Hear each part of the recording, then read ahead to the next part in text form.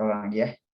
Tadi kan kita udah bahas tentang materi ujian 1, sekarang kita bahas materi ujian 2, ada keseimbangan kelarutan, terus termodinamika, elektrokimia, sama satu lagi kimia organik dan biomolekuler. Oke, kita langsung aja bahas soalnya. Yang pertama kita bahas keseimbangan kelarutan dulu. Soal nomor 4. Dalam fotografi, padatan perak bromida AgBr dihilangkan dari lapisan film dengan cara merendam film di dalam larutan natrium tiosulfat. Pada proses ini, ion perak Ag+ bereaksi dengan ion tiosulfat membentuk ion kompleks AgS2O3 2,3- yang larut dalam air. Pembentukan kompleks ini menyebabkan larutan AgBr menjadi jauh lebih besar. Kompleks AgS2O3 2,3- memiliki Kf sekian dan AgBr memiliki Ksp sekian pada 25 derajat Celcius. Oke, yang pertama, tuliskan bersama reaksi keseimbangan untuk pelarutan AgBr dalam air. Oke, ini mudah ya. Kita hanya perlu buat reaksi keseimbangannya. AgBr, ininya solid. Oh iya, fasa jangan lupa ya, karena bisa jadi kalau nggak ada, ntar dikurang nilainya. Ag+ aqueous ditambah Br-. Oke, ini masih mudah. Nah, yang B, hitung larutan molar mol per liter AgBr dalam air. Ini kita buat dulu reaksi yang tadi, kita copy aja.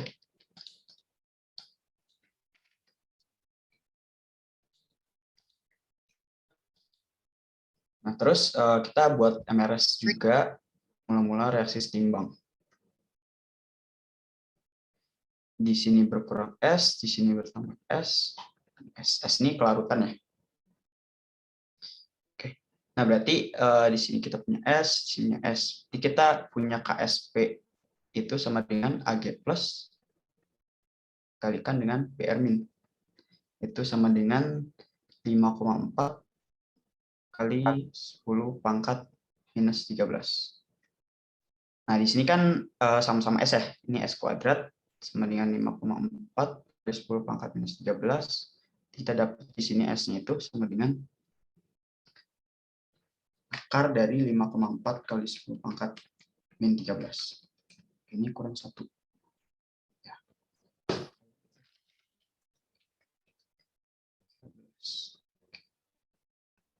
Jadi dapat 7,35 kali 10 pangkat minus 7 molar. Contohnya udah selesai. Oke, lalu kalau ada pertanyaan kayak biasa ya, langsung drop aja. Lanjut lagi, tuliskan reaksi pembentukan kompleks AgS2O3 2 kali 3- pada reaksi pelarutan AgBr solid dalam larutan natrium tiosulfat ya. Ya, tiosulfat di atas. Oke, kita ini kan reaksi pembentukan kompleks ya. Berarti kita lihat nih, ini kan dari Ag+ ya, sama ada 2 ion tiosulfat. Berarti kita tulis dulu asalnya itu dari Ag+ ditambah 2 kali ion tiosulfat.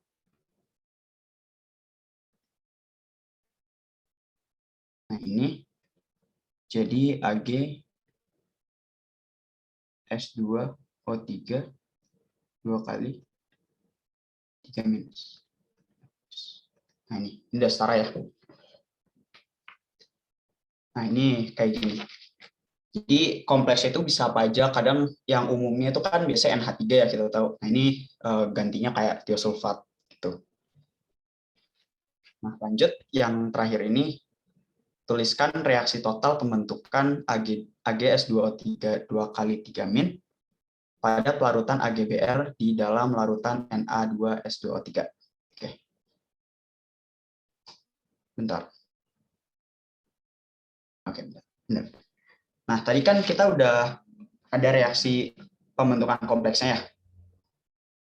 Nah, terus di sini kita disuruh tulis reaksi total antara pembentukan Ag tiosulfat pada pelarutan AgBr. Nah, berarti kita tinggal ditotalin aja reaksi antara yang keseimbangan kelarutan atau KSP, KSP-nya AGBR sama yang KF-nya si AG S2O32. Jadi aku copy ulang lagi deh sama tadi yang ini sama yang ini. Sini. Nah, ini kan KSP ya. KSP-nya kita tahu berapa nih? 5,4 kali 10 pangkat minus 13.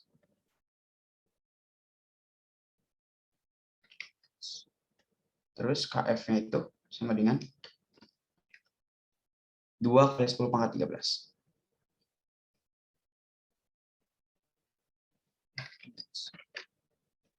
Ini tinggal totalin aja. Kan yang diminta reaksi total. Berarti ini kita bisa coret AG plusnya. Nanti sisanya AGBR solid ditambah 2 S2O3 2-. Terus ini yang kompleksnya S2O3 2 kali 3 minus ditambah PR min. Oke, nah ini udah reaksi totalnya ini. Tuh ya, ada pertanyaan. Kenapa 2 min H? Sebenarnya bisa ini sih diketahui sebenarnya. 2 min yang mana nih atau yang beda lagi?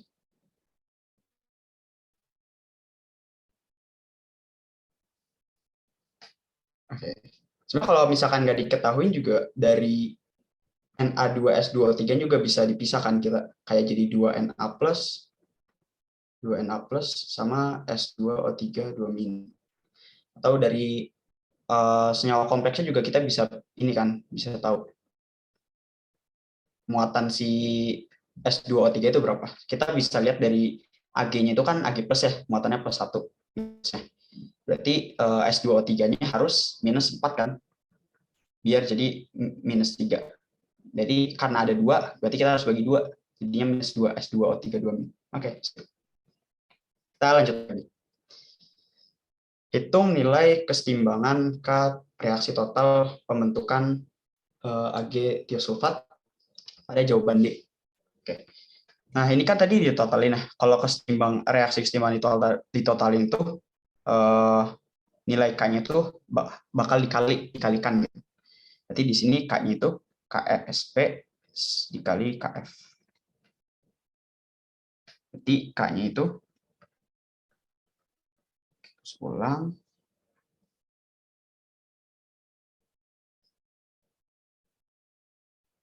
5,4 kali 10 pangkat minus 13 dikalikan sama 2 kali 10 pangkat 13. Ini dapat 10,8. Nah, gitu. Lanjut lagi. Berkaitan dengan soal A sampai E di atas, hitung larutan molar AGBR solid di dalam K tuh ada satuannya nggak ada. Jadi K tuh nggak ada satuannya, walaupun kita masukinnya ada konsentrasi atau tengatan gitu kan. Sebenarnya kalau lebih advance lagi, kalau mau tahu itu sebenarnya yang dimasukin nilai K itu kan aslinya kayak konsentrasi misalkan Ag plus sama BR min ya. Nah itu tuh sebenarnya udah dikonversi ke istilah lain, namanya tuh aktivitas atau activity. Itu tuh dia nggak ada satuannya. Jadi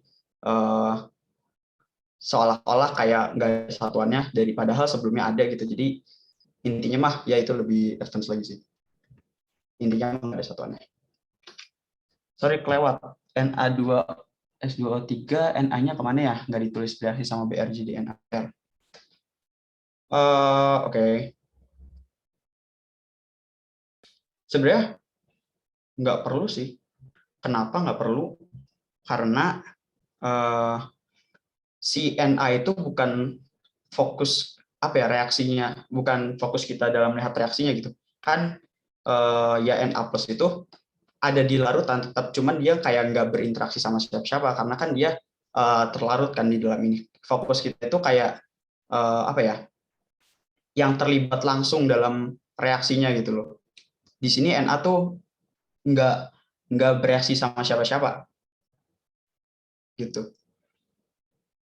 Kalau jadi NaBr juga sebenarnya, bentar, kalau misalkan aku tulis ya di sini, berarti di sini kan aslinya kan A2 S2O3.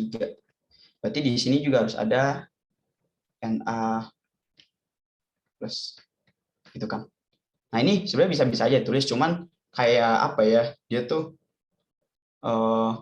kalau kalau kita lihat lagi di sini tuh kayak sama-sama ada Na plus gitu, jadi harusnya tuh bisa dihilangin gitu loh. Kalau dulu apa ya belajar tuh reaksi yang bersihnya gitu loh, dia tuh sebagai apa ya istilahnya, counter ion kan, aku lupa. Intinya dia tuh nggak bereaksi sama siapa-siapa, jadi fokus kita hanya di AgBr sama S2O3 2 mini aja gitu.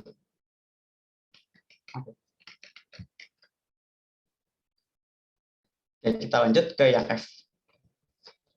Nah, yang F itu berarti hitung kelarutan molar AgBr di dalam larutan natrium tiosulfat. Jadi kita pakai persamaan reaksi yang ini karena dia dilarutinnya dalam larutan tiosulfat.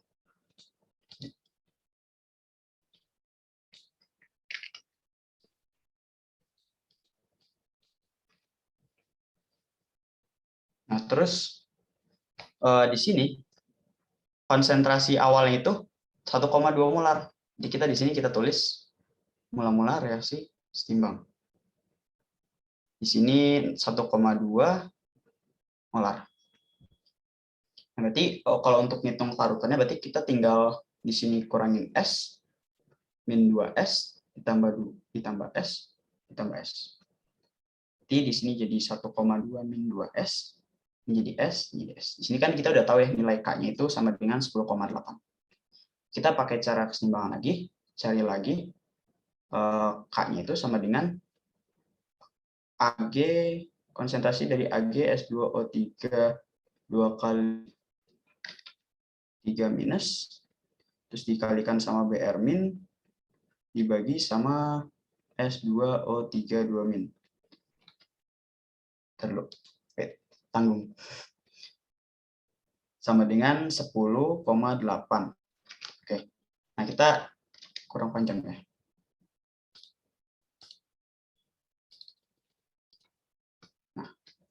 Nah, di sini kita tinggal masukin aja ininya S, berarti S sama S itu jadi S kuadrat, terus dibagi sama 1,2 minus 2S di kuadrat sama dengan 10,8. Ini tinggal perhitungan matematisnya aja. Ini bisa kita akarin S 1,2 min 2S sama dengan akar dari 10,8. Terus berarti di sini S-nya itu 1 plus 2 kali 10,8.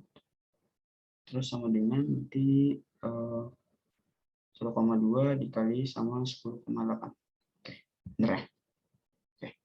Jadi tinggal dapat S-nya itu hitung kali akar 10,8 dibagi sama 1 plus 2 kali akar 10,8. Hasilnya 0,521 molar. Oke, ada pertanyaan dulu.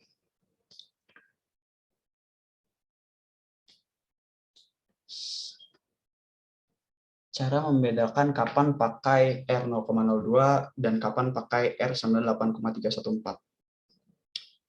Kalau R sama dengan 0,082 tuh biasanya ini ya, satuannya kan kita bisa lihat dari biasanya kalau yang R sama dengan 8,314 tuh kita ngelibatin energi kan, satuannya joule, itu satuan standarnya kan. Kalau yang 0,082 itu biasanya untuk persamaan gas yang satuannya atmosfer gitu loh. Kalau ya gitu. Kalau di sini berarti kita pakai R di bab ini tuh ada nggak ya? Di sini tuh kok KSP tuh nggak ada. Kalau di termodinamika itu biasanya R-nya itu pakai 8,314 karena dia ngelibatin energi yang satuannya joule kan. Kalau energi yang satuannya liter ATM, berarti pakainya yang 0,082 gitu. Terjawab nggak yang UP100? Oke, sip. Lagi nih. Sorry tadi kayaknya kurang itu yang F kenapa pakai reaksi yang itu ya? Oke. Karena di sini kan kita punya AgBr. Dia tuh dilarutin sama natrium tiosulfat, di mana kalau ada dia tuh bisa kelarutan AgBr tuh dapat ditingkatkan dengan pembentukan ion kompleks gitu. Kompleks ini yang lingkaran ini. Nah, itu bisa terbentuk ion kompleks karena kita dilarutinnya di dalam ion tiosulfat. Si ion tiosulfat itu dia bakal bereaksi sama Ag+. Makanya dia pakai reaksinya yang ini. Kalau misalkan di dalam misalkan larutannya itu di dalam air ya. Kalau di air doang pakainya persamaannya yang ini yang biasa, yang atas. Gitu. Semua semua yang pembentukan kompleks persamaannya intinya mah modelnya polanya begini gitu. Tinggal diganti aja si kompleksnya itu kompleks apa. Gitu. Terjawab nggak? Oke, sip. Lagi nih. Nggak kuadrat. Oh iya kuadrat. Ini udah bener yang bawahnya ya. Ya ininya belum. Oke, ini kuadrat harusnya. Sorry. Ya, betul. Di kuadrat harusnya. Tadi yang boleh dibulatin kalau konsentrasi per kc lebih dari 1000 apa lebih kecil? Lebih dari 1000. Kalau ini kan 1,2 bagi 10,8 nggak lebih dari 1000 kan, jadi nggak usah diabaikan. Terjawab. Oke, ini udah ada yang bantu jawab. Thank you. Itu nggak bisa dimisalin S kecil lalu diabaikan. Tentuannya pengabaian atau tidaknya apa? Nggak bisa. Oh, sebelumnya aku udah jelasin sih. Mungkin kayak belum join kali ya tadi. Jadi bisa diabaikan tuh kalau misalkan, kalau aku biasanya dilihat darinya sih, konsentrasi mula-mula dibagi sama K, nilai keseimbangannya. Kalau misalkan dia itu lebih dari 1000, itu bisa diabaikan. Gitu. Jadi kayak konsentrasi, sesuatu dibagi sama K-nya, nah ini bisa diabaikan gitu. Konsentrasi awal aja.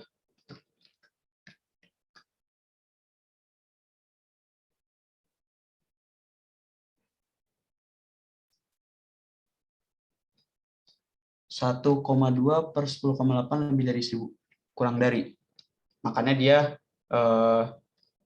nggak bisa diabaikan. Kalau lebih dari 1000 diabaikan. Aduh, jadi pusing. Bener nggak ya? Terjawab. Maksudnya diabaikan tuh nggak usah dipakai gitu. Iya, maksudnya kayak S-nya itu kalau diabaikan maksudnya kayak gini. Si S di sini, kalau misalkan diabaikan ya andai kata ya. Nah, si S itu dia tuh nilai terlalu kecil dibandingkan sama 1,2. Makanya kalau diabaikan dia tuh bisa kita langsung tulis 1,2 aja. Gitu. Nanti di persamaannya juga kita tulisnya 2S-nya nggak usah dimasukin gitu. Tapi kalau ini nggak boleh diabaikan ya, karena tadi si 1,2 per 10,8 itu nggak lebih dari 1000 gitu. Oke, kebayang? Oke, sip. Paham ya? Oke, aku lanjut.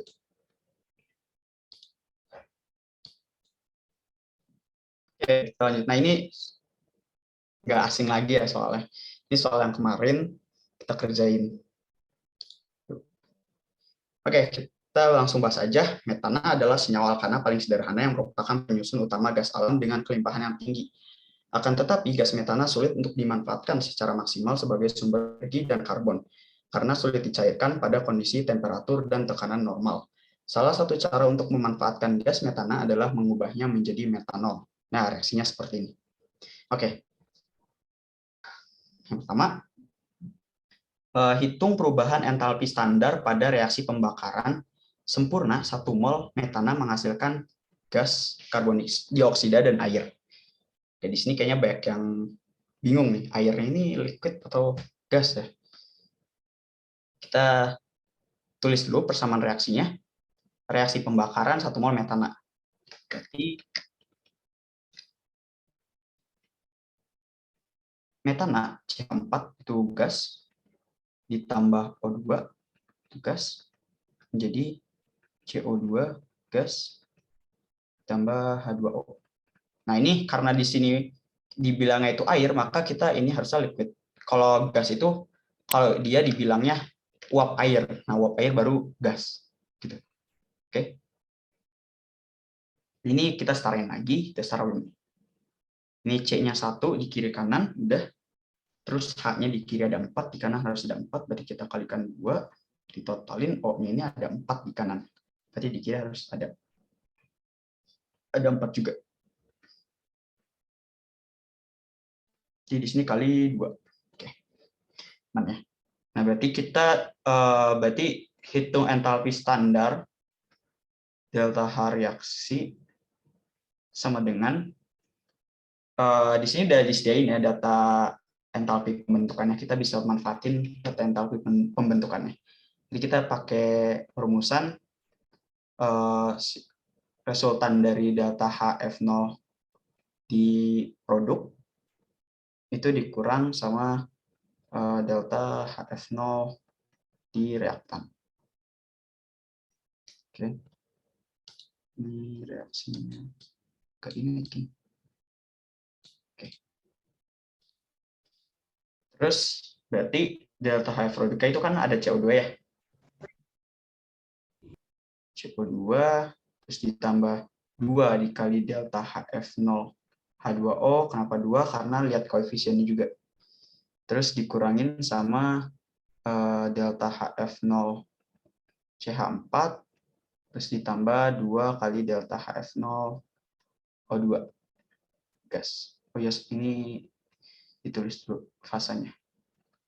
Gas, ini liquid, ini gas, ini gas. Oke.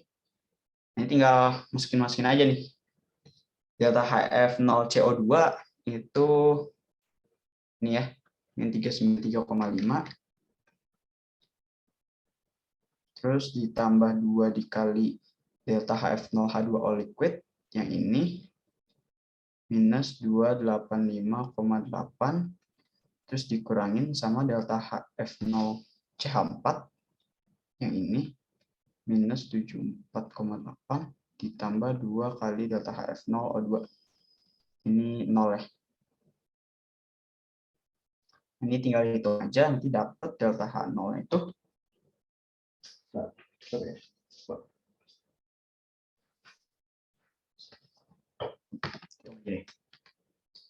ini 393,5 ditambah 2 kali minus 285,8 ditambah 74,8. Ini dapat minus 890,3 kilojoule per mol. Oke. Nah, yang B, hitunglah delta S0 dan delta G0 bagi reaksi pada A. Ini kalau delta S kita bisa cari dengan cara yang sama kayak delta H, berarti delta S0 sama dengan resultan entropi produk dikurangin resultan entropi reaktan. Ini kita sama kayak tadi, ininya berarti S0 CO2 gas ditambah 2S0 H2O liquid dikurangin S0 CH4 terus ininya 2 S0 O2. Oke, kita masukin lagi kayak tadi. S0 CO2 itu 213,6 terus ditambah 2 kali S0H2O liquid itu 69,96. Terus ini dikurangin CH4 itu 186,2 ditambah 2 dikali S0O2. Nih, 205. Kita hitung lagi, dapat delta S0-nya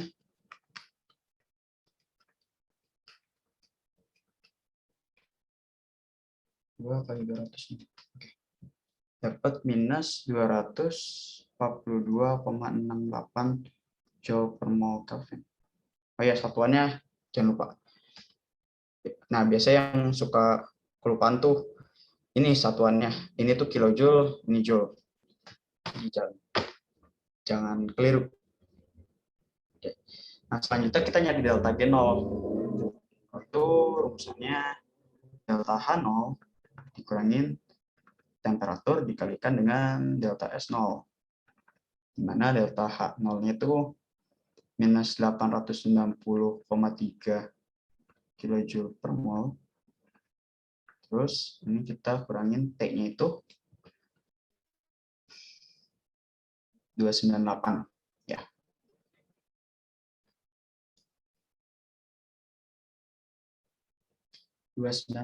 Kelvin dikalikan dengan minus 242,68 Joule per mol Kelvin.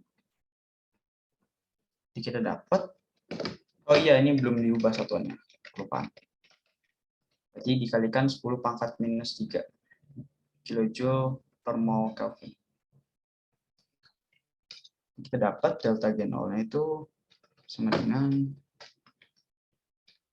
0,3 dikurangi 98 dikalikan minus 242,6 kali 10 pangkat minus 3. Ini dapat minus 817,98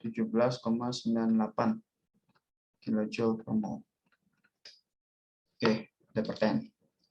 Delta H0 dan delta S0 bukannya di satuannya sudah tidak ada mol ya, kan sudah dicoret molnya.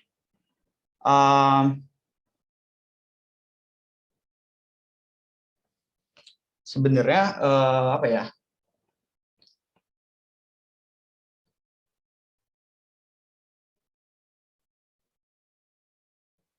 Sebenarnya merujuk ke reaksinya langsung sih ini tuh.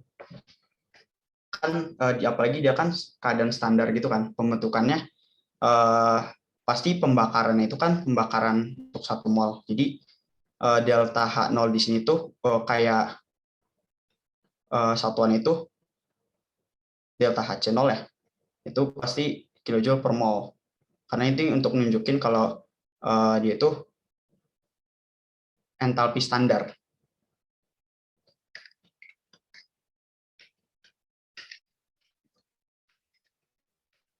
Terjawab.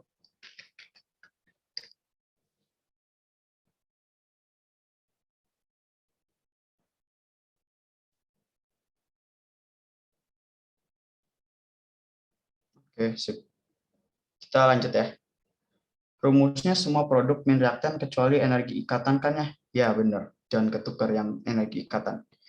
Energi ikatan dari reaktan kurangin reaktan kurangin produk gitu, kebalikannya.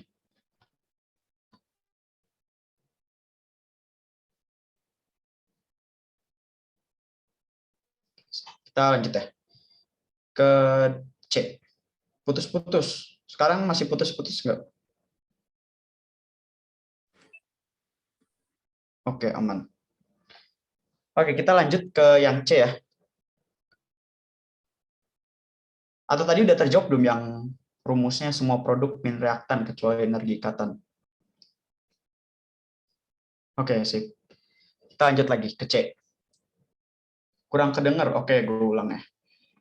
Yang tadi rumusnya itu gini ya.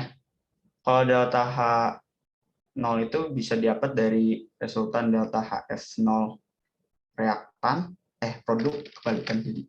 Produk dikurangin resultan dari delta HF0 reaktan.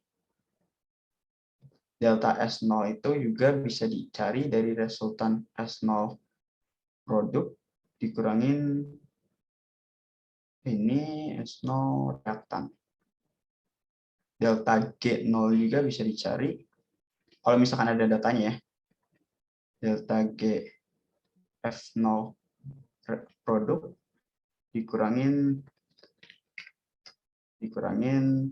resultan dari delta GF0 reaktan.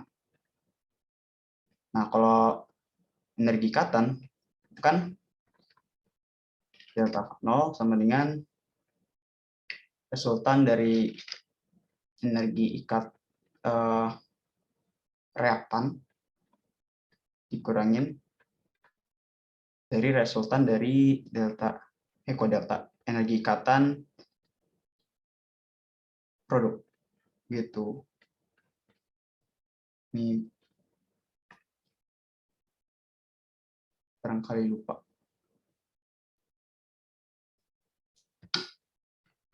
Oke, aman ya berarti sekarang? Atau masih kurang kedengar? Sebentar, mic-nya diatur dulu kali ya. Oke, udah aman ya. Kita lanjut ke yang C. Sama-sama. Hitung delta G pada pertanyaan A dengan kondisi tekanan gasnya itu CH4 4 atm, O2-nya 6 atm, CO2-nya 0,6 atm. Ini bisa kita pakai persamaan delta G sama dengan, karena ini kan dalam keadaan tidak standar ya, tekanan gasnya bukan dalam keadaan 1 atm semua. Jadi kita pakainya delta G sama dengan delta G0 plus RT dan Q. Nah, di sini Q-nya itu adalah dari persamaan reaksi tadi. Berarti di kanan itu kan ada ini ya.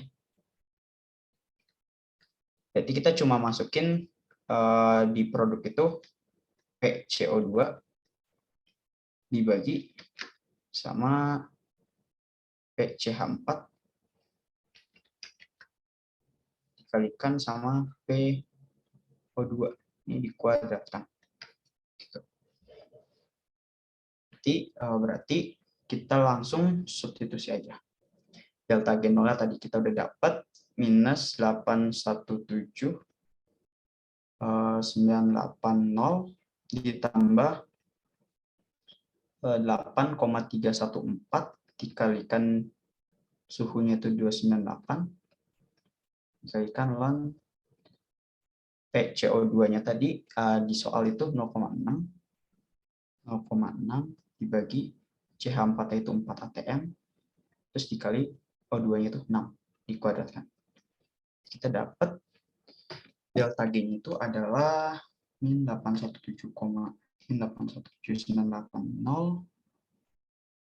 ditambah 8,314 dikali 298 dikali 0,6 dibagi 4 kali 6 kuadrat. Dapat min 831.558,68 joule, atau kita ubah lagi ke kilojoule jadi min 831,56 kilojoule. Kita dapetin. Itu kan salah satu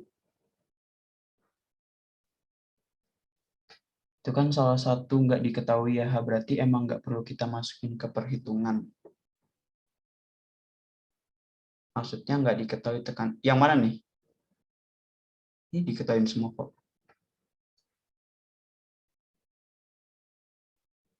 Salah satu.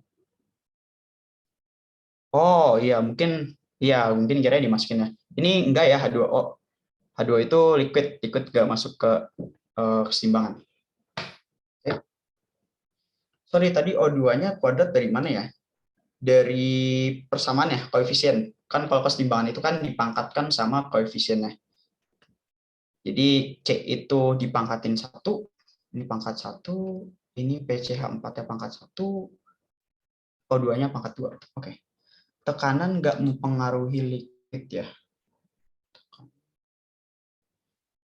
nggak mempengaruhi gimana? Biasanya kalau tekanan itu karena adanya gas sih. Nggak harusnya.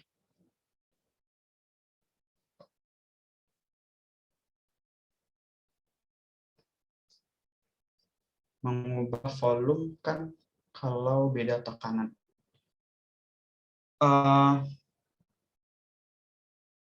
Tekanan.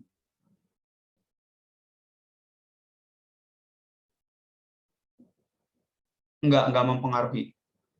Jadi dia tuh tekanan itu disebabkan oleh yang fasa gas. Kalau liquid sama solid itu dia konstan nilainya. Jadi tidak perlu dimasukkan ke dalam nilai keseimbangan. Q itu gas sama Q sama aja ya. Q itu gas sama Q sama aja ya. Oh, ini harusnya aku tulis QP sih. Karena reaksinya itu kan fasanya gas semua ya. Maksudnya dominannya. Jadi reaksi di sini itu andaikan gimana jelasinnya? Yang dominan itu di sini gas ya. Jadi kita bisa langsung pakainya tuh QP. Jadi kita nggak perlu cari QC lagi. Untuk gas, kalau tekanan diturunin, artinya volumenya bertambah kan. Sedangkan hal seperti ini tidak dapat terjadi pada liquid atau solid kan. Iya. Tuh. Kalau solid ditekan itu kan dia bakal apa ya?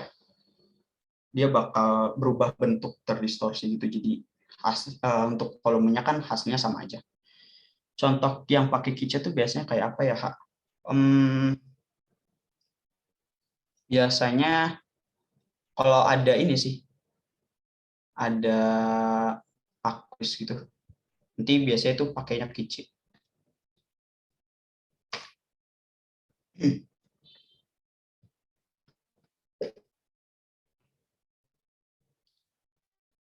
Terjawab. Yang fasanya larutan. Oke, kita lanjut ya ke yang D.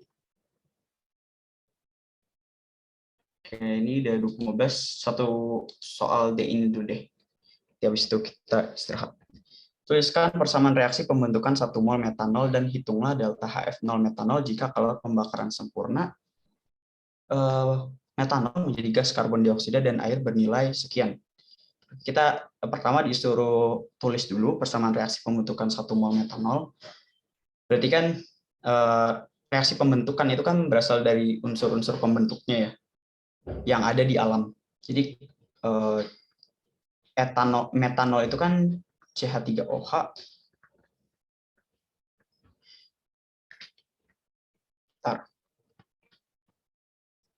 CH3OH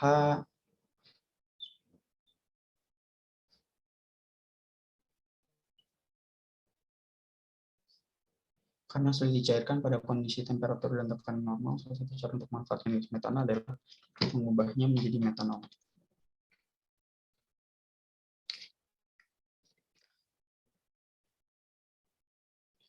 Lupa metanol itu liquid ya kalau nggak salah.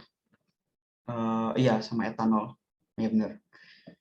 Nah, di sini itu kita apa ya? Lihat satu-satu unsurnya itu ada apa aja. Di sini kan ada C, ada H sama O. C itu unsur pembentuknya di alam itu ada karbon yang solid gitu. Grafit. Terus kalau untuk hidrogen itu dari gas hidrogen ya. H2 gas. Sama langsung setarain aja. Di kanan kan ada 4, berarti di sini kalikan 2. Terus ditambah O. O-nya itu kan berasal dari O2 ya, gas oksigen. Ini karena ada 1, berarti kita kalikan setengah. Gitu. Nah, ini merupakan, belum. Kita lengkapi ya sama nih delta HF0 yang nggak diketahui. Nah, terus, oke, ntar kita ikatan glikosidik itu apa ya? Oke, nanti bakal aku bahas di selanjutnya, ada soalnya. Nanti ya, tunggu ini dulu. Kita lanjut lagi. Pembakaran sempurna metanol. Berarti kita buat dulu nih reaksi pembakaran sempurna metanol. Tadi udah buat belum ya? Ya, udah buat. Dulu nih, minimal reaksi metana. Kita buat lagi. CH3OH. Ini terus ditambah O2 gas, dia menjadi CO2 gas sama air H2O. Nah, di sini kita setarain lagi. Ini 1, 4 nih 2, 4 nih setengah. Oke. Nah, ini kita tahu nilai delta H0-nya itu min 726,1 kJ per mol.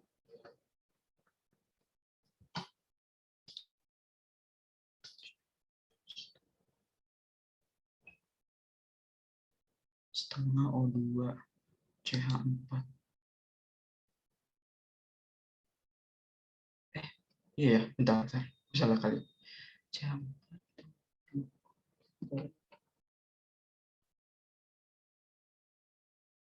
24. Salah ya. Bentar ya. Ini salah. Yang ini tuh berarti 2, ininya 2, 4 kurangin 1, 3, ini 3/2. Oke, sorry, salah. Nah, ini kita, tadi yang mana ya nanyanya? Atau itu lagi? Yang atas ya? Yang ini tuh. Benar nggak? Kenapa nggak CH4 plus setengah O2?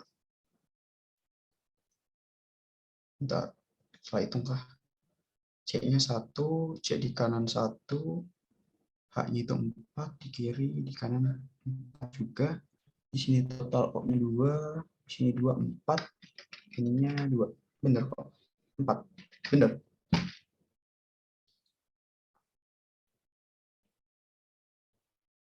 Oke, bener ya, itu 2O2. Bukan setengah O2. Oke, kita lanjut lagi ke yang tadi. Nah, di sini kan yang ditanyain itu hitunglah delta HF0 metanol. Berarti kita bisa pakai ini rumusan yang kita tadi tulis di sini, yang ini. Gitu. Berarti delta H0 sama dengan delta resultan dari delta HF0 produk dikurangin delta HF0 reaktan.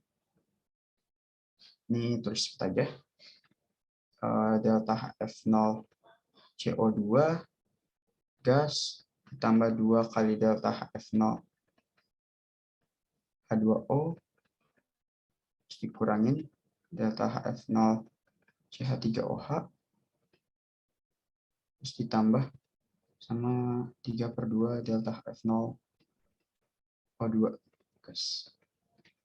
Yang tinggal masukin tadi kita CO2 itu berapa? Min 393,5 ya. Min 393,5 terus delta HF0 H2O liquidnya itu min 285,8 terus dikurangin delta HF0 CH3OH yang pengen kita cari terus ditambah 3/2 delta HF0O2 itu 0 ya.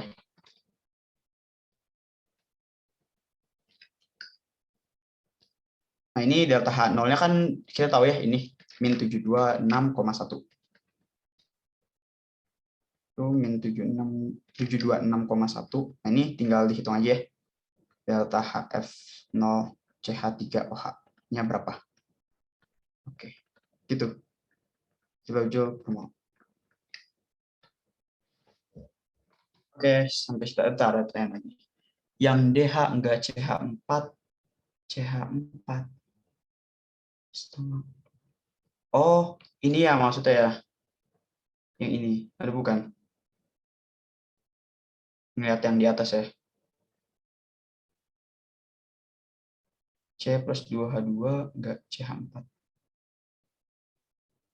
Oh, enggak. Jadi kalau reaksi pembentukan standar metanol itu dia dibentuknya dari unsur-unsur pembentuknya. Jadi bukan dari CH4 atau bukan dari yang lainnya gitu. Jadi benar-benar dari satu unsur pembentuknya gitu. Kayak yang di alam itu dia adanya. Jadi bukan CH4 plus tanggal 2 gitu bukan. Atau masih ada yang mau ditanyakan? Oke, sip. Kalau pembentukan tuh berarti pembakaran. Enggak, pembentukan berarti pembentukan. Kalau pembakaran berarti ditambah O2. Maksudnya ini emang dia dibentuk dari O2 juga gitu. Jadi bukan berarti dia pembakaran. Tapi kalau misalnya ditanya persamaan reaksi pembentukan, berarti ya dipecah semua gitu unsurnya. Ya, benar. Oke, oke. Iya. Oke. Oh, berarti nggak kepake ya yang atas itu? Enggak, karena apa ya? Sebenarnya iya sih itu cukup mengecoh ya. Tapi kalau kita lihat lagi, yang dimaksud di sini tuh delta HF0 gitu. Berarti kan kita tahu ya, delta HF0 itu entalpi pembentukan standar. Di mana kita pernah belajar di termokimia itu, entalpi pembentukan standar itu dibentuk dari merupakan pembentukan senyawa dari unsur-unsur pembentuknya gitu. Jadi kayak dari masing-masing unsur-unsur pembentuknya. Jadi kayak kita juga harus pinter-pinter nangkep gitu. Apa sih maksud soal tuh? Apakah yang di atas atau yang ini? Kalau aku lebih prefer jawaban yang ini ya, karena dia tuh pertanyaan selanjutnya tuh kayak nyambung gitu loh, kan data HF0. Jadi maksudnya tuh ini reaksi pembentukan ini dari unsur-unsur pembentuknya gitu. Nah kalau yang ini tuh kadang informasi di sini tuh bisa jadi kayak cuma informasi tambahan atau kayak buat pengetahuan umum aja, atau bisa juga kita pakai buat informasi lebih lanjut juga, kadang bisa gitu. Jadi apa ya, pinter-pinter manfaatin informasi. Oke, nah mungkin kalau udah nggak pertanyaan lagi kita istirahat tuh kali ya. Oke, gue balikin ke Navi.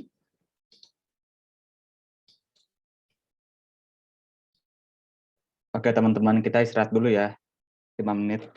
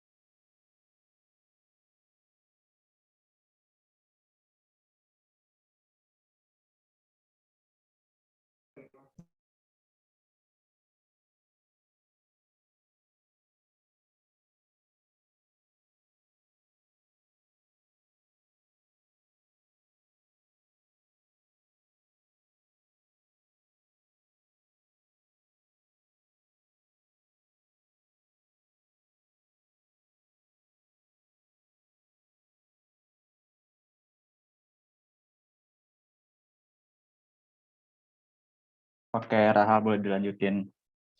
Oke, thank you. Kita share screen lagi.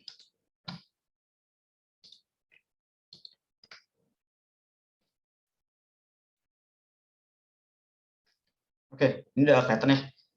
Nah, ini sebenarnya sama caranya kayak yang sebelum-sebelumnya. Kayaknya nggak bakal aku tulis lengkap, tapi caranya mah sama sih.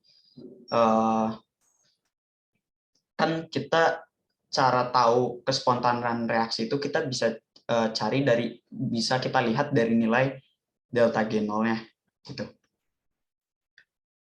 Nah, kayak tadi kita dapetin delta G0 itu sebentar ya.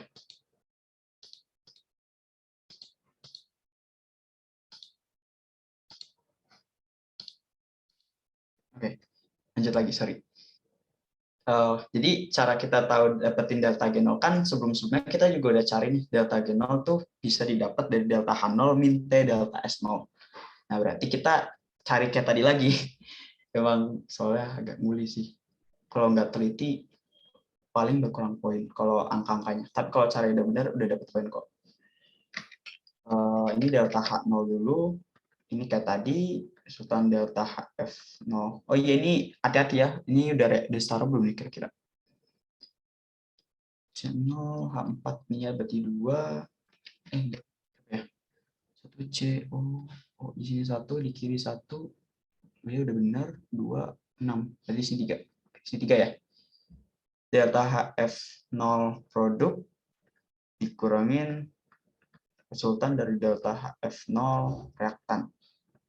Nanti ini dicari dapatnya berapa, terus delta S0-nya itu sama kayak tadi, resultan S0 dari produk, dikurangi sigma S0 reaktan. Kita dapatnya berapa? Nah, terus kita cari lagi delta G0-nya. Delta G0 itu delta H min T delta S. Jadi dapat hasilnya segini. Nah, cara tahu kespontanan itu gimana? Kalau misalkan delta G-nya itu, delta G0 itu misalkan lebih dari 0, itu dia non spontan atau tidak spontan. Kalau misalkan delta G0-nya ternyata didapatkan itu kurang dari 0, berarti ini spontan. Sebenarnya ini harus dicari sih, karena soal selanjutnya itu, soal selanjutnya pakai delta G0 yang atas ya. Iya. Cuma pada reaksi A. Oke. Ini nggak perlu dicari ya, karena F-nya nggak berhubungan. Oke, lanjut ke yang F. Reaksi pada A dapat diterapkan pada suatu fuel sel bahan bakar. Tentukan nilai N0 sel. Nah, kita tahu nilai apa ya? N0 sel itu punya hubungan sama nilai energi Gibbs, di mana delta G0 itu akan min NF kali N0 sel. Nah, kita coba lihat reaksi yang A. Reaksi yang A kita copy lagi. Copy lagi. Nah, ini kan reaksi gini ya. Nah, tapi gimana cara kita tahu nilai N-nya gitu? Nilai N kan jumlah elektronnya. Nah, kita bisa coba apa ya? Bagi 2 gitu reaksinya. Kan itu kan kita perlu namanya reaksi redoks ya untuk dapatin jumlah elektronnya. Berarti kita pasangin dulu yang ini sama ini, yang ini sama ini. Gitu. Berarti yang pertama dulu CH4 gas itu bandingin sama CO2 gas. Nah, di sini kita mau samain dulu nih. Biasanya kalau itu kita lihatnya jumlah O-nya dulu. Udah setara belum jumlah O-nya? Yang pertama banget sih ini sih, yang berubah biloxnya. Ini kan berubah biloxnya si C-nya ya. Nah, di sini harus disetarain dulu. Nah, karena udah satu di kiri udah satu, di kanan udah satu, kita nggak usah kalikan sama koefisien lagi. Nah, habis itu kita setarain jumlah O-nya dengan cara menambahkan H2O untuk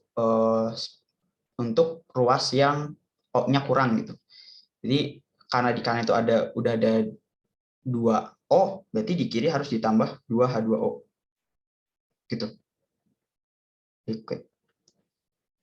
Nah, terus setelah itu kita setarainnya jumlah H-nya. Nah, di kiri itu jumlah H-nya itu ada di sini 2 kali 2 4, terus di CH4 itu ada 4, berarti total 8 ya. Berarti kita harus tambahin 4, kok 4? 8 ya. Sorry. 8 H plus. Nah, setelah itu kita setarain muatannya. Di kiri itu muatannya 0, kan ini netral semua ya. 0, di kanan itu ada muatannya ada 8 plus ya. Berarti kita harus ditambahin 8 elektron biar nyamain muatannya sama yang di ruas kiri. Nah, itu yang pertama. Yang kedua itu berarti kita pasangkan O2 sama H2O. Oke. Nah, berarti sama kayak tadi, biasanya kita samain dulu atom yang berubah biloxnya. Si yang berubah biloxnya itu kan si O ya. Dari 0 menjadi min 2. Nah, berarti karena di kiri udah ada 2, berarti kita kalikan dengan 2 di kanan. Nah, terus habis itu setarain, karena O-nya udah sama, berarti kita selanjutnya setarain H-nya dengan menambahkan H+. Berarti di kanan ada 4, di kiri harus ditambah 4H+. Nah, setelah itu baru nyamain muatannya lagi. Di kanan itu kan ini netral ya. Nggak ada muatannya, di kiri ada muatan itu dari H+, jadi totalnya ada 4+. Berarti kita harus menambahkan elektron sebanyak 4 elektron. Nah, ini bisa kita kali ini kali 1, ini dikali 2. Ditambah. Jadi yang bisa kita coret itu, atau enggak aku tulis ulang lagi deh persamaannya biar nggak bingung yang udah dikalinya. Kita tulis ulang yang awal nih, 2H2O, ditambah CH4, gas, itu menjadi CO2, gas ditambah 8H+, tambah 8 elektron. Di bawahnya itu ada 8 elektron, ditambah 8H+, ditambah 2O2, menjadi 4H2O. Ini kita bisa, tapi ini nggak sama ya, bentar. Oh, udah sama nih. Ini bisa kita coret, bisa kita coret, bisa coret, coret. Ini ada 2 di kiri, ini di kanan ada 4. Kita bisa kurangin aja, berarti ada 2 di kanan sisanya. Berarti di sini ditambahin itu berarti jadi CH4, gas, ditambah 2O2, gas menjadi CO2, gas sama H2O-nya itu sebanyak 2. Gitu. Ini udah dapat. Kita tahu jumlah elektron yang terlibat itu 8 ya. Berarti kita tinggal masukin aja delta G0 sama dengan min NF N0 cell. Berarti kita dapat N0 cell itu sama dengan min delta G0 per NF. Delta G0-nya pakai yang awal ya. Karena kan reaksi yang A yang diminta. Berarti delta G0-nya itu yang ini. Min 817,98. Min dikali min 817,98 ya. Lupa. Dibagi N-nya 8, F-nya 96.500. Jadi dapat N0-nya min 817,98 bagi 8 kali 96.500. Jadi dapat ini tuh berarti, oh lupa, ini masih kilojoule ya. Harus diubah ke joule dulu. Berarti 980. Sorry. Berarti minus, ininya dikali berarti minus, dikali minus aja di plus ya. Plus 1,0596 volt. Ya, gitu. Oke, sebelum lanjut kita pertanyaan dulu. Udah 20 ya. Nah, itu tadi kenapa dibagi dua reaksinya. Reaksi redox. Jadi kan kalau aku ini nyetarinnya pakai metode setengah reaksi ya. Cuman kalau kalian lebih suka cara yang metode Bilox, bebas sih. Cuman aku biasanya lebih enak cara metode setengah reaksi karena kelihatan gitu jumlah elektronnya. Itu kenapa nggak 2O2 Raha? Yang mana ya 2O2?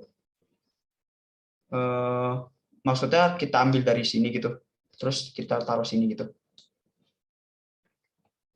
Oh, enggak, karena kita mau bener-bener reaksi setarain dari awal banget gitu. Maksudnya dari spesidianya sendiri, nggak ada koefisiennya dulu.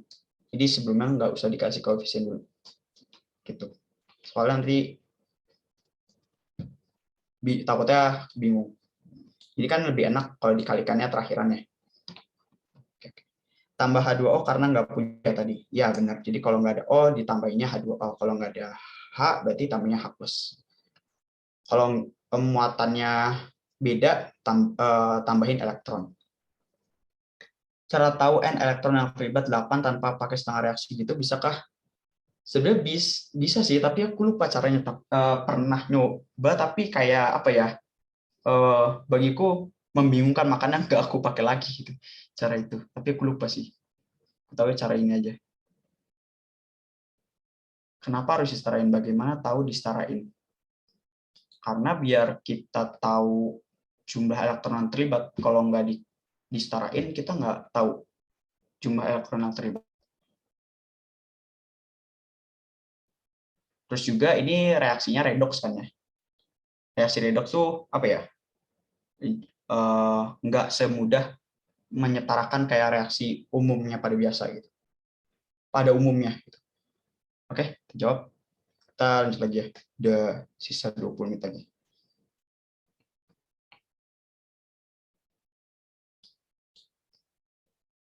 Oke, kita masuk ke elektrokimia. Ada pertanyaan lagi. Untuk N-nya ya? Iya, betul. Untuk N-nya. Kita harus cari tahu gitu jumlah elektron yang terlibatnya berapa. Jadi harus setarain biar kelihatan gitu jumlah elektronnya. Oke, sip. Kita lanjut ke elektrokimia. Suatu sel galvanit tersusun dari elektroda platinum yang dicelupkan ke dalam larutan yang mengandung ion Fe2+ dan Fe3+, dan elektroda yang lain adalah elektroda Cu yang dicelupkan ke dalam larutan CuSO4. N0 Fe3+, Fe2+ itu sekian, dan N0 tembaganya sekian. Tuliskan reaksi yang terjadi secara spontan pada keadaan standar. Berarti sel galvanit kan pasti spontan ya.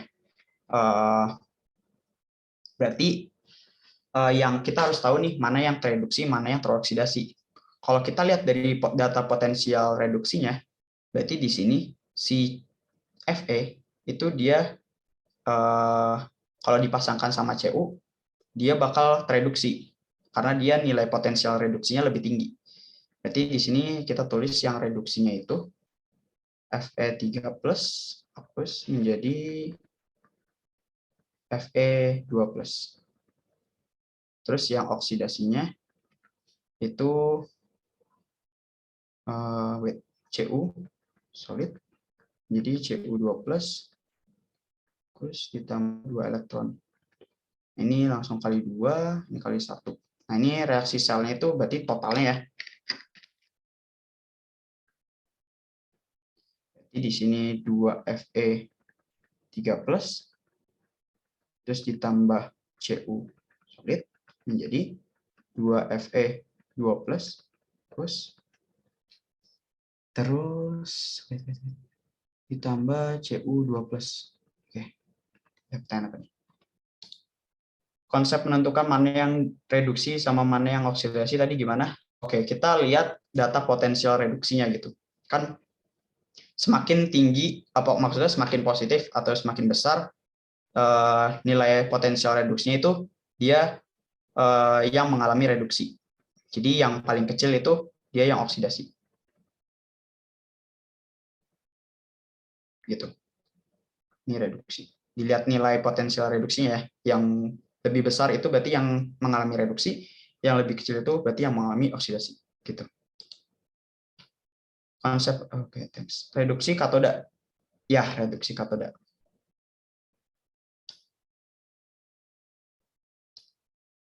pakai direct volta bisa karena direct volta itu kan ya sebenarnya susunan dari ini juga sih, data potensial reduksi.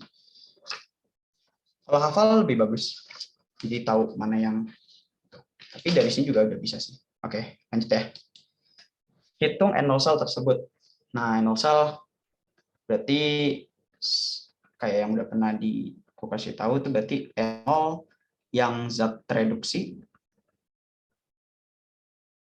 dikurangin N0 zat teroksidasi.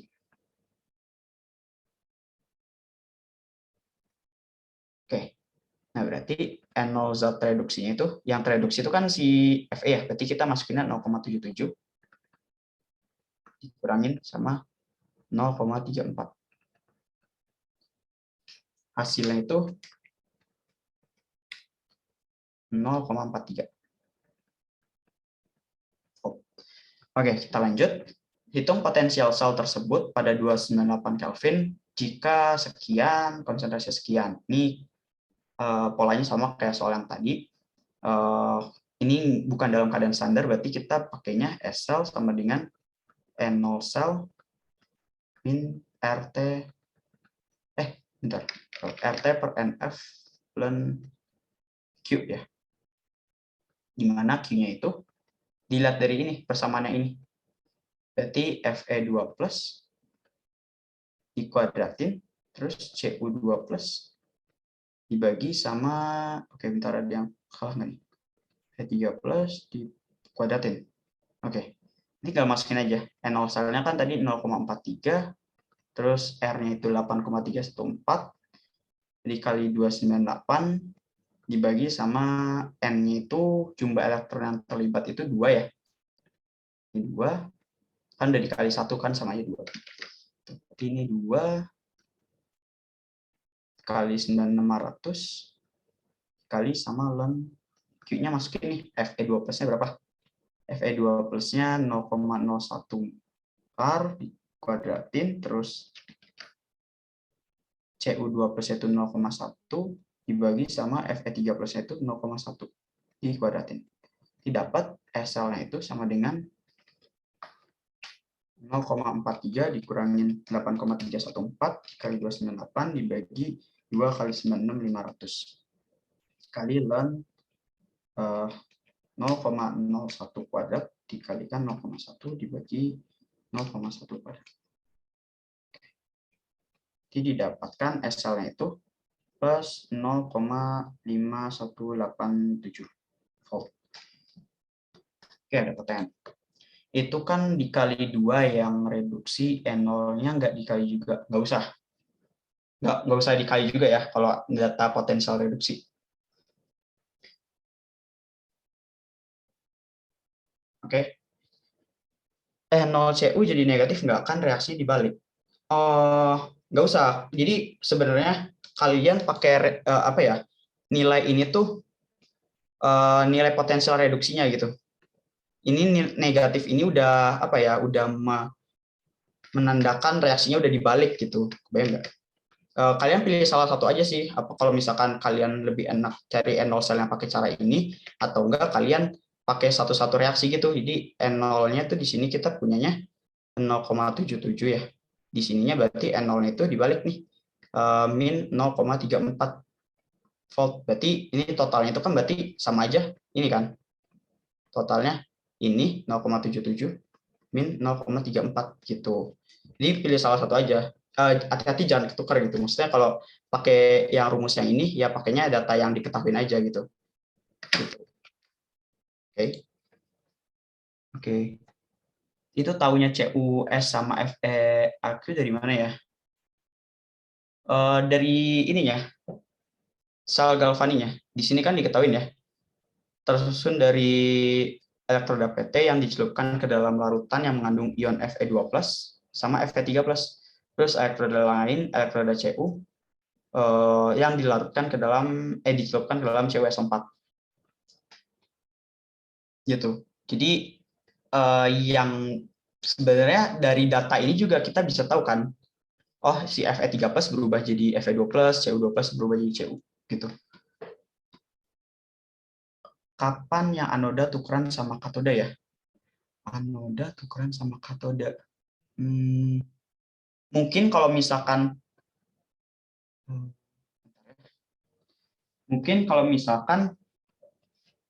bentar, ini misalkan reduksi. Reduksi kalau dibagi dua oksidasi, mungkin kalau misalkan sel galvaninya itu diubah jadi sel elektrolisis gitu, jadi kayak diubah gitu. Mungkin itu maksud.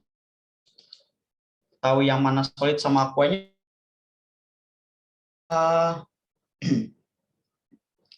Kalau ion-ion tuh biasanya aqueous sih, karena dicelupkan dalam larutan kan. Kalau misalkan, oke, tadi unstable. Oke, ulang lagi. Kalau misalkan yang ion-ion ini kan ini larutan ya, berarti fasanya aqueous. Kalau misalkan elektroda Cu, Pt itu kan logam ya. Logam itu kan fasanya solid kan. Gitu. Elektroda tuh logam batang gitu. Oke, sip. Kita lanjut lagi ya. Nah, habis udah tahu nilai ini, kita disuruh cari nilai kesetimbangannya. Hitung tetapan kesetimbangan. Berarti sebenarnya kita kan punya hubungannya ini ya, delta G0 itu sama dengan min RT ln K. Gitu. Nah, kita juga punya hubungan delta G0 itu sama dengan min NF N0 sel. Nah, berarti tinggal samain aja kan. Min NF N0 sel sama dengan min RT ln K. Itu. Jadi di sini kita bisa tahu K-nya itu sama dengan E pangkat NF N0 sel dibagi sama RT. Nanti ini kalian cari ya nilai K-nya. Nanti tinggal masukin aja kok N-nya. N-nya itu berarti jumlah elektron yang terlibat kayak tadi 2, terus F-nya 9600, N0 selnya ini pakainya yang N0 sel ya pakainya. Yang ini berarti. Terus R-nya 8,314, T-nya 298. Gitu. T-nya 298. Oke, kita lanjut ke yang ini. Oke, ada pertanyaan. Nggak bisa pakai K sama dengan konsentrasi gitu ya?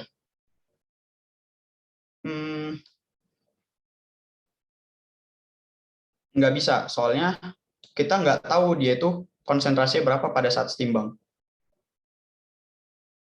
Kalau ini tuh bukan dalam setimbang ya, gitu. Jadi ini bukan nilai K. Kita nggak bisa nyari nilai K dari situ. Oke, sip. F-nya tuh tadi berapa ya? 9600, tergantung soal sih sebenarnya kalau dimintanya F-nya 96485 atau kalau misalkan nggak diketahui ya udah tulis aja 9600. Sama aja kok. Oke, sip. Oke, lanjut ya. Terakhir nih yang D, yang E. Sebelum masuk ke kimia. Aduh, 8 menit lagi nggak apa-apa. Maaf, tadi lengkap kenapa jadi E? Oh, itu matematis aja sebenarnya. Kan kalau sebelumnya kan lengkap berarti N F N0 sel per RT ya. Nah, berarti nilai K-nya itu merupakan eksponen dari ini kan. Apa sih? Ya gitulah. Kebayang nggak? Nilai E. Ln kan itu kan kalau kita mau nyari nilai K-nya kan berarti tinggal E dipangkatin nilai yang di kanannya. Bener nggak? Oh, sip. Bedanya N0 sama E biasa apa ya? Kalau N0 sel itu dalam keadaan standar. Kalau misalkan yang biasa itu dia itu nggak dalam keadaan standar gitu. Maksudnya kayak dia konsentrasinya itu bukan 1 molar tapi variasi macam-macam. Kalau standar itu konsentrasi harusnya 1 molar semua. Terjawab? Oke, sip. Kita lanjut nih. Oke, dulu ya. Sel elektrokimia tersebut dibiarkan bekerja selama 10 menit. Jika dalam selang waktu tersebut arus yang dihasilkan rata-rata sebesar 1 mikroampere, mikro bukan ya? Atau ya benar mikro. Hitung massa elektroda Cu yang hilang. Oke, jadi kan kita tahu ya sel galvan itu dari reaksi kimia jadi arus listrik. Nah, berarti kalau misalkan hubungannya udah kayak diketahui waktunya berapa yang dibutuhkan, terus arus yang diketahui berapa, itu kita pokoknya cari mol elektron aja dulu, mol elektron. Karena nanti kita bisa cari massa Cu itu dari mol elektron yang diketahui. Nah, mol elektron itu I dikalikan T dibagi 9600. I-nya itu 1 kali 10 pangkat minus 6 ampere. Terus dikali T-nya itu dalam sekon ya, 10 dikali 60 berarti. Terus dibagi sama 9600. Nanti kita dapat mol elektronnya itu 10 pangkat minus 6 dikali 10 kali 60 dibagi sama 9600. Dapat 6,218 dikali 10 pangkat minus 9 mol. Nah, berarti kalau kita mau cari massa elektroda Cu yang hilang, berarti kita amati reaksi yang terjadi yang melibatkan Cu gitu. Nah, itu kan reaksinya reaksi oksidasi ya, yang ini. Jadi kita tulis ulang lagi reaksinya dari Cu menjadi Cu2+. Cu S menjadi Cu2+. Ditambah 2 elektron. Nah, terus berarti kan kita bisa pakai MRS ya. Tadi arus yang dihasilkan itu segini. Atau bisa kita bilang elektron yang dihasilkan itu sebanyak 6,218 kali 10 pangkat minus 9 mol. Nah, berarti di sini kan berarti 6,218 kali 10 pangkat minus 9. Kalau yang ini berarti bertambahnya setengahnya karena ini kan koefisiennya 1 ya, 1 banding 2. Berarti di sini 6,218 kali 10 pangkat minus 9 dibagi 2. Dibagi 2. Oke. Di sini 3,109 kali 10 pangkat minus 9. Nah, ini juga sama. Kalau ini kan bertambah ya. Kalau di kiri itu berkurang. 3,109 kali 10 pangkat minus 9 mol. Nah, ini kan berarti yang berkurang tuh berarti yang ini yang hilang ya. Jumlah mol yang hilang. Berarti kita bisa cari NCU yang hilang itu sama dengan 3,109 kali 10 pangkat minus 9 mol. Atau kita bisa cari massa Cu yang hilang itu sama dengan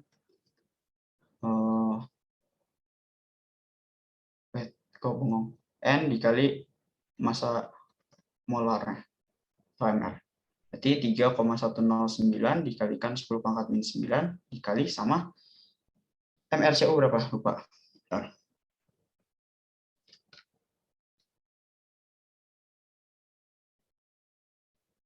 MRCU 63 ya? 63,5. 63,5. Berarti nanti dapat massanya itu adalah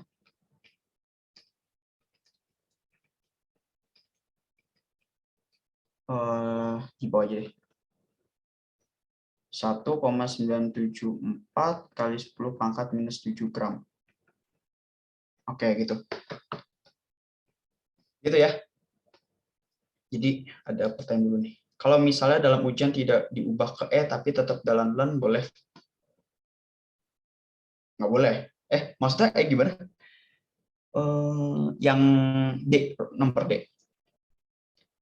Diubah ke E tapi tetap dalam len boleh. Jadi kayak kita nyarinya nilai len K-nya aja gitu.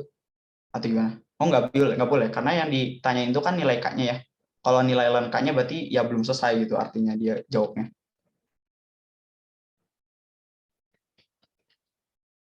Iya, tapi carinya K. Intinya mah cari K-nya aja. Jadi persamaannya, nggak bisa. Jadi itu yang diminta itu yang ditulis itu harus sesuai dengan yang diminta. Bisa aja sih intinya mah ketemu aja kaknya, entah caranya gimana. Gitu aja sih. Boleh-boleh aja perhitungan matematis mah. Oke, sip. Lanjut ya. Terakhir, oke sorry ya guys, harusnya ini udah selesai, cuman aku pengen bahas soal-soal kimia organik, barangkali masih ada yang membutuhkan ya. Oke, lanjut dulu ya. Oke, sip. Maaf ya kalau lebih dari waktu. Kita lanjut ke nomor 7. Tentukan hubungan untuk masing-masing pasangan senyawa berikut sebagai identik, sama, isomer, atau bukan isomerik. Sebenarnya kita harus tahu dulu nih, identik sama tuh berarti dia tuh rumus molekul sama, bentuknya sama. Maksudnya bentuknya tuh kayak strukturnya tuh sama ya. Strukturnya sama.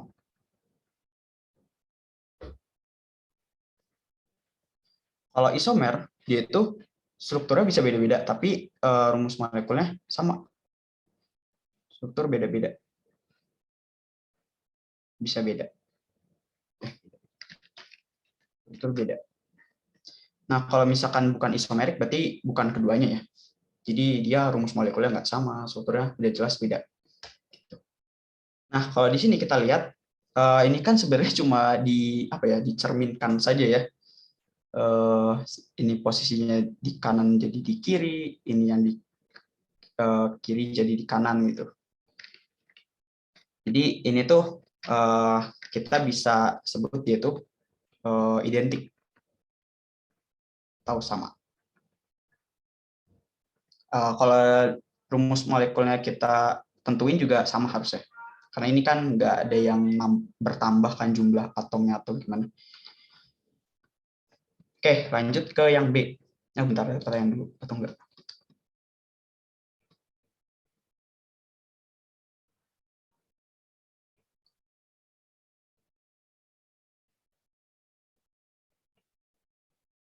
Oke, enggak ada. Lanjut ya. Yang B. Oke, kita kan lihat ini ya. Sebenarnya kita kayak mudahnya tuh lihat jumlah atom-atomnya gitu. Ini kan yang terlihat itu jumlah O yang paling sedikit. Kita hitung O-nya aja. Kalau C-nya kan kayak kebanyakan gitu. Dari CO-nya aja dulu yang kelihatan. Ini kan di kiri ada 1, 2, 3. Sini 1, 2, 3, 4. Nah, ini rumus molekulnya aja udah beda ya. Nah, ini jelas bukan isomerik.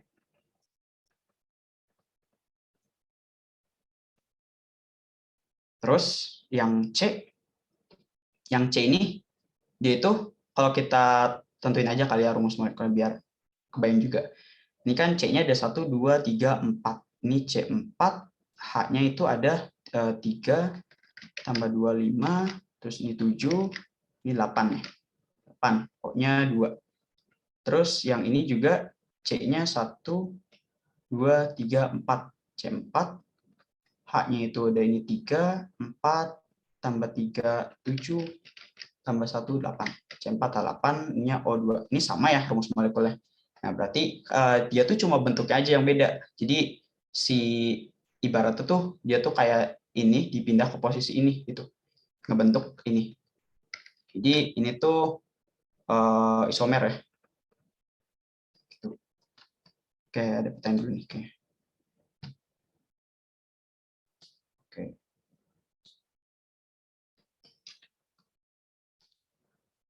Tapi itu posisi O-nya beda nggak apa-apa.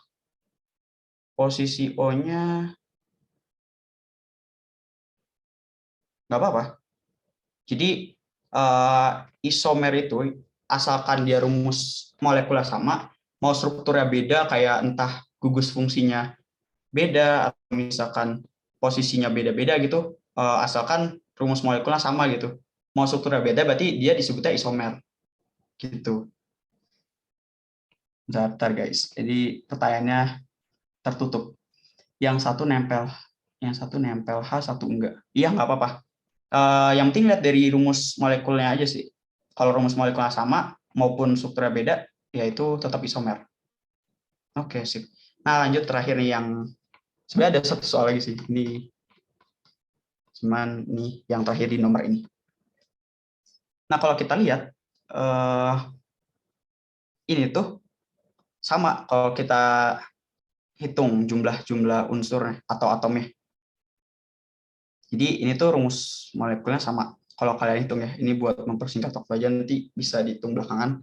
Karena kalau kita lihat tuh, ini tuh cuma mindahin si C ini buat pindah ke sini aja gitu. Jadi ini rangkap ikatannya pindah ke sini. Jadi ini tuh isomer ya.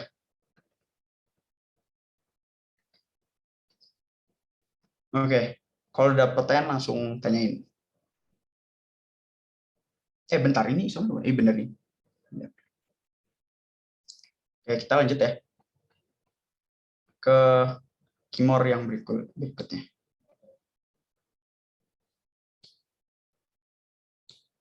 Berikut adalah soal-soal yang berhubungan dengan senyawa organik dan biomolekul. Aspartam adalah suatu turunan dipeptida sintetis yang digunakan sebagai zat pemanis buatan yang dikenal dengan nama dagang NutraSweet. Perhatikan struktur aspartam dan tuliskan gugus fungsi apa saja yang terdapat dalam senyawa tersebut. Oke. Nah, kalau kita lihat yang umum di sini kan kita kelihatannya COOH ya. COOH itu apa? COOH itu asam karboksilat ya.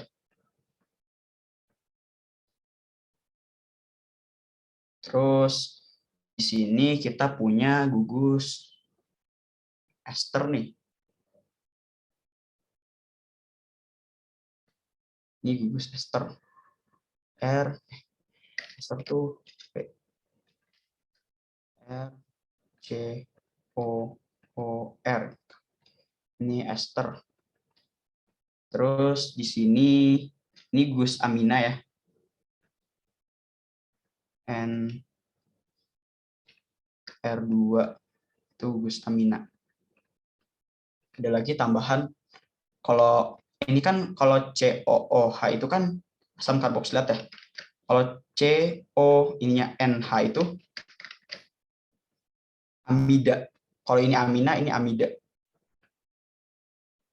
Jadi R C O N R2 gitu. Ini amida gitu ya. Dipilih salah satu aja. Pilih salah satu, ini suruh 3 ya minimal. Ini udah 4 dikejawab. Yang B, tuliskan gugus fungsi mana yang dalam struktur aspartam yang bertindak sebagai asam dan gugus fungsi mana yang bertindak sebagai basa. Oke.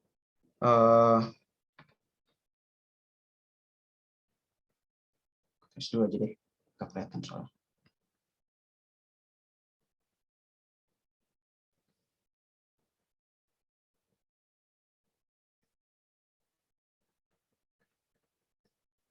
Terus ini.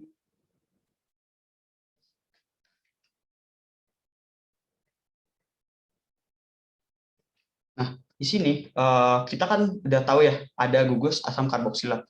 Jelas yang itu bisa bertindak sebagai asam. Ini. Gugus OH.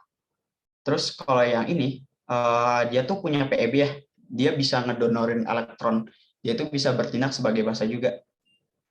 Sama halnya kayak yang ini. Ini kan NH ya harusnya. Ini ada PEB. Nah, ini dia juga bisa sebagai basa. Gitu. Berarti ini basa, ini asam sorry. Asam. Ini basa. Ini basa. Oke, ada pertanyaan. Ada gugus lain nggak? Sebenarnya kalau benzen tuh bisa sih, gugus aromatik.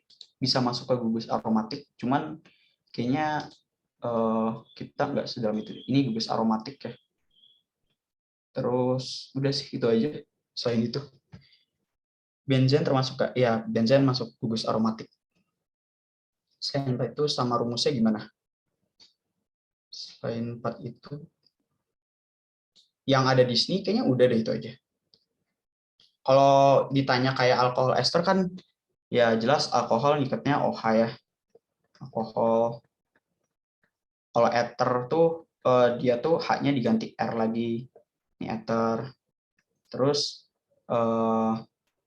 biasanya ngapainnya barengan si alkohol, ether, terus aldehid, keton, R, C, OH, ini aldehid, terus RCO, R aksen ini keton, terus yang RCOOH itu asam karboksilat,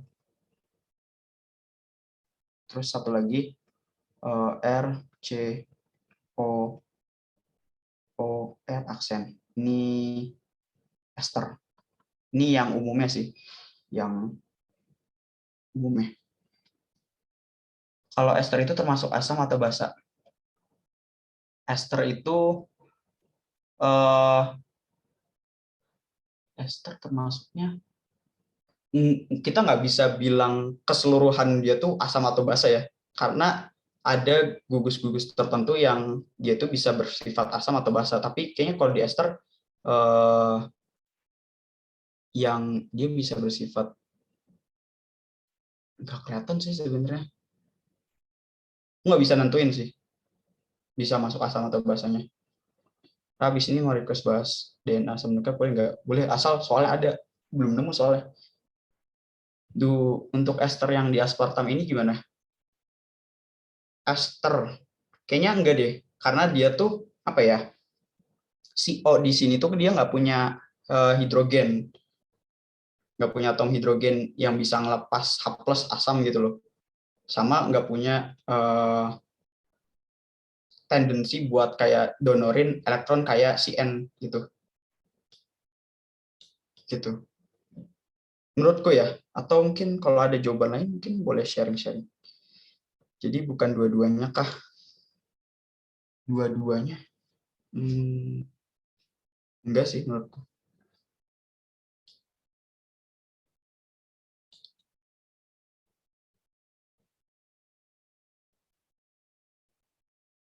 Oke, itu soalnya ada nggak ya di sini?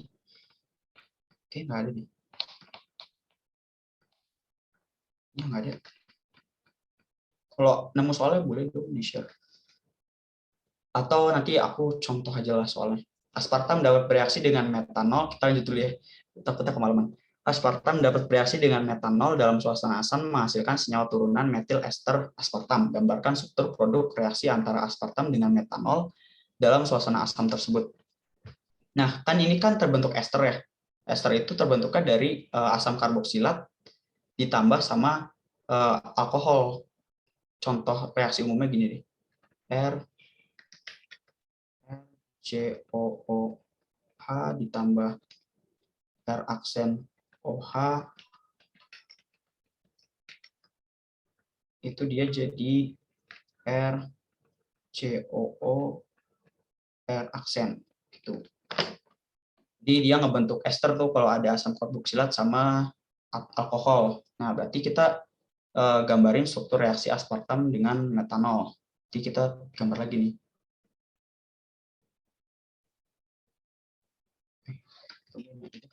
Biar gambar lagi.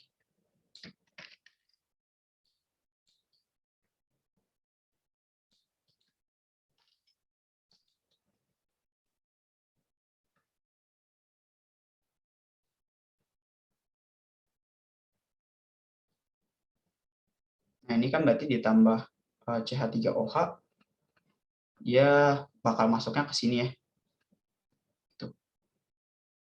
Jadi nanti kita gambarnya lagi.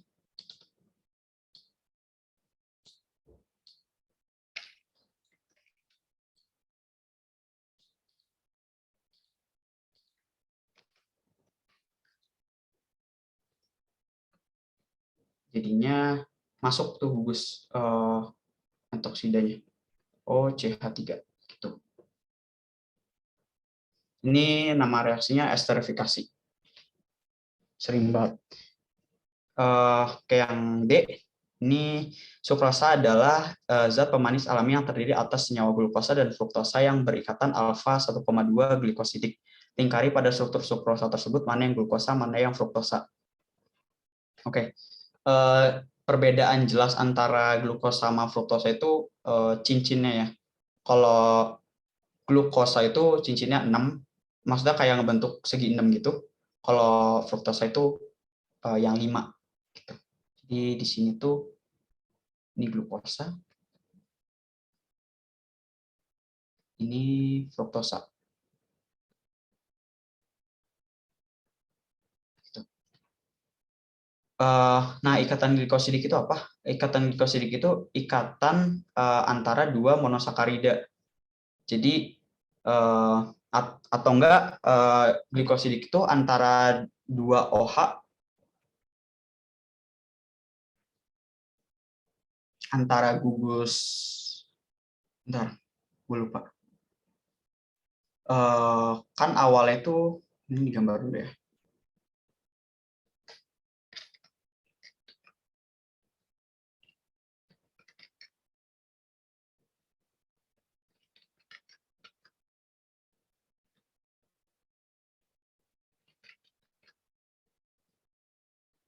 Ini tuh berarti satunya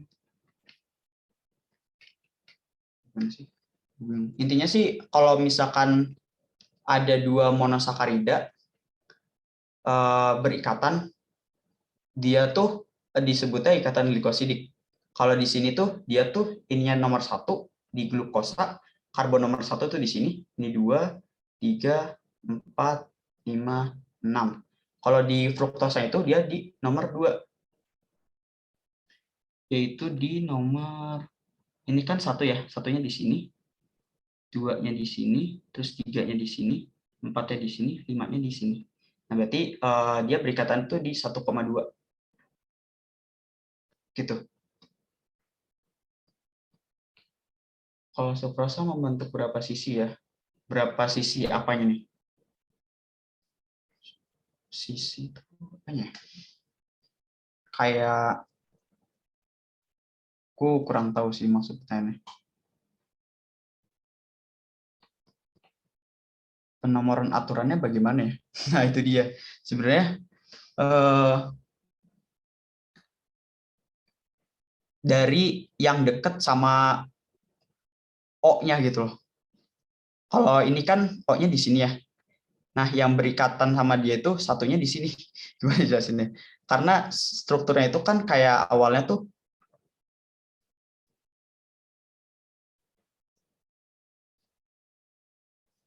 gini ya. Bentar.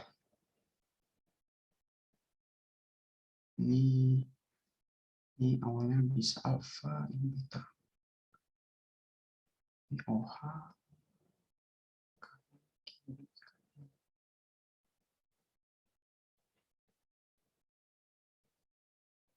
OH.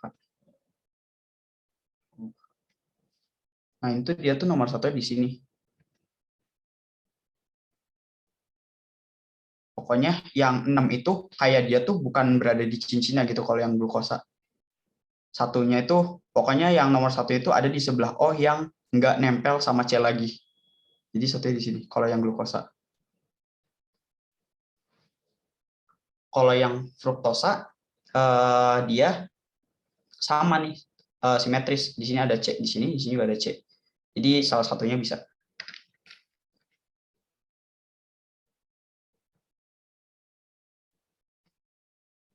Atau enggak nanti coba bisa buka lagi kayak struktur dia tuh kenapa bisa di lingkaran gini, karena awalnya tuh dari struktur yang gini dulu. Ini CHO, ini OH, ini sini CH2OH. Nah, dia itu berikat, dia itu bisa ngebentuk lingkaran gitu karena ada yang berikatan nih antara O di sini sama yang di nomor 5, satunya tuh dari atas ya, dari gugus yang aldehidnya. Ini 1, 2, 3, 4, 5, 6. Nah, ini kan di nomor 5 yang OH-nya. Nah, dia tuh ngebentuk cincin gitu. Dia nyerang si gugus aldehidnya.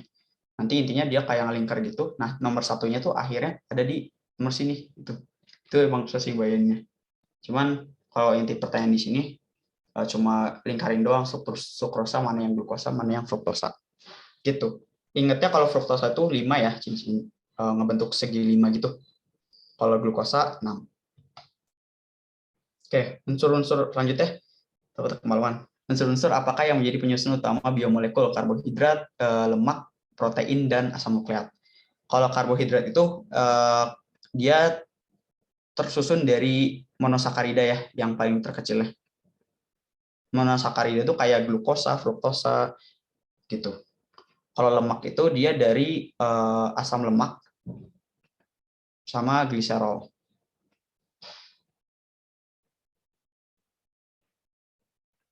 Terus kalau protein itu dari asam amino ya. Kalau asam nukleat dari nukleotida. Nah, terakhir, tuliskan produk reaksi penyabudan triasil gliserida di bawah ini dengan NaOH. Jadi, reaksi penyabunan atau saponifikasi. Penyabunan itu saponifikasi ya sama aja. Nah, dia tuh hanya menambahkan NaOH aja. Jadi, gugus yang ini, dia itu bakal, apa ya, dia itu bakal terpisah gitu. Si gugus yang rantai panjang ini sama gliserol sama ini bakal terpisah. Gitu. Ini bakal jadi gliserol, OH, ini ditambah, ini kan beda-beda ya. Jadi kita harus gambarnya satu-satu. 1, 2,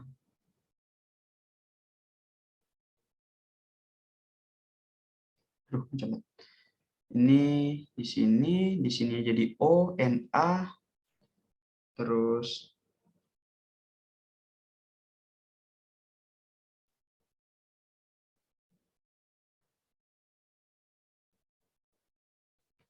habis itu yang ininya jadi Na, O, gambarin lagi satu-satunya.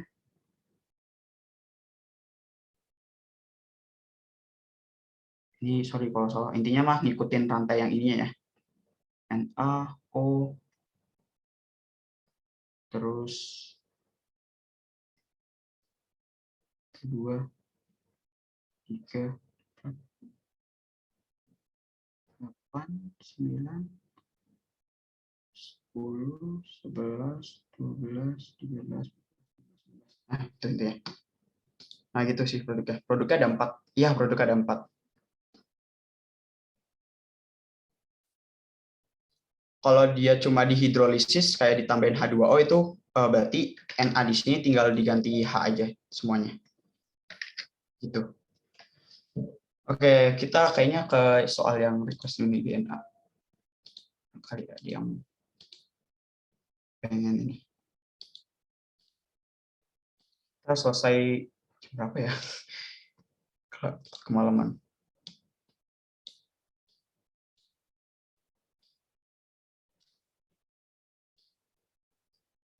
DNA yang 2-nya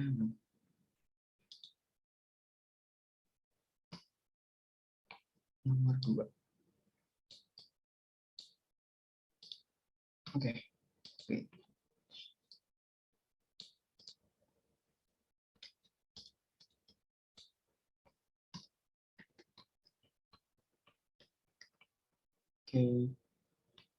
Kita bahas ini dulu kali ya.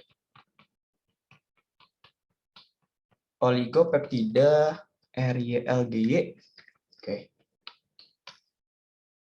Mempunyai aktivitas anti-hipertensi. Oligopeptida tersebut diperoleh dari hidrolisis protein kasein. Struktur asam amino pembentuk oligopeptida RYLGY adalah sebagai berikut. Oke, di bawah ini.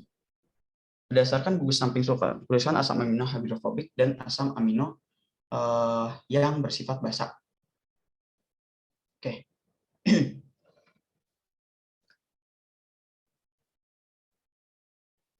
Berdasarkan gugus samping tuliskan asam amino hidrofobik dan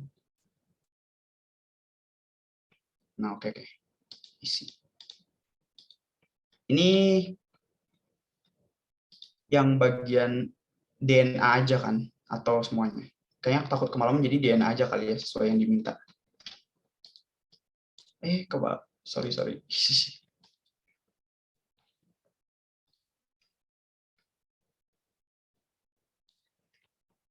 Salah satu rantai DNA pengkode oligopeptida RYGLY adalah sekian. Hitung jumlah ikatan hidrogen yang terdapat pada untai ganda DNA tersebut. Oke. Sebenarnya kita kan tahu ya, ini tuh pasangannya berarti komplemennya kan. Berarti C, G, T, T, A, T, G, G, T, C, T, T, T, A, T. Nah, berarti pasangan A itu adenin itu sama timin. Kalau guanin itu sama sitosin. Di mana kalau adenin timin itu ikatan hidrogen ada 2, kalau guanin sitosin itu 3. Gitu. Jadi kita tinggal pasangin aja nih. Dia itu pasangannya G, kebalikannya. Terus ini C, terus ini A, ini T, ini A, C, A, G, A, T, A. Ini tinggal hitung aja gitu sebenarnya. Mau manual kayak, oh ini ada 3 gitu. Ini 3, ini 2, ini 2, 3. Atau nggak bisa hitung aja jumlah G-nya ada berapa, dikalikan 3, baru jumlah T-nya ada berapa, atau A-nya ada berapa, kalikan 3. Kalikan 2, sorry. Gitu. Jumlah ikatan hidrogennya. Gitu deh, tinggal hitung dapat berapa nih? 3, 6, 10, 14, 17, 20, 22, 25, 27, 29, 31, 35. Oke. Kalau yang jadi U itu apa ya? Itu ada di RNA. RNA itu kan dia nggak punya timin atau nggak punya adenin ya?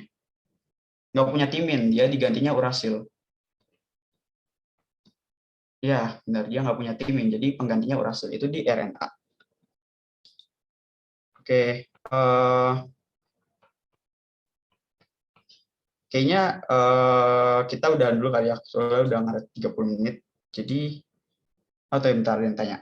Kalau DNA komplement tetap T, kalau RNA ganti U. Ya, betul. Oke, ada pertanyaan lagi sebelum ditutup?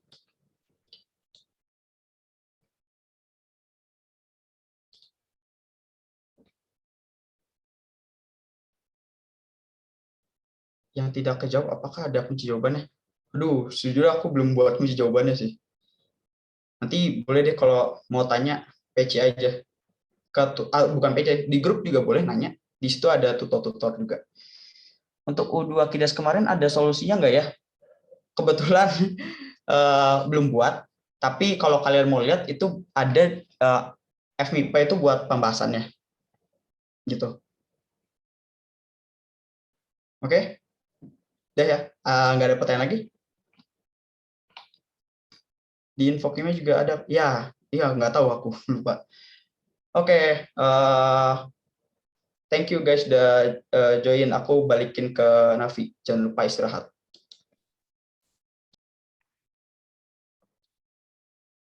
Oke, mari kita akhiri hari ini dengan membaca doa menurut agama dan kepercayaan masing-masing. Berdoa dimulai.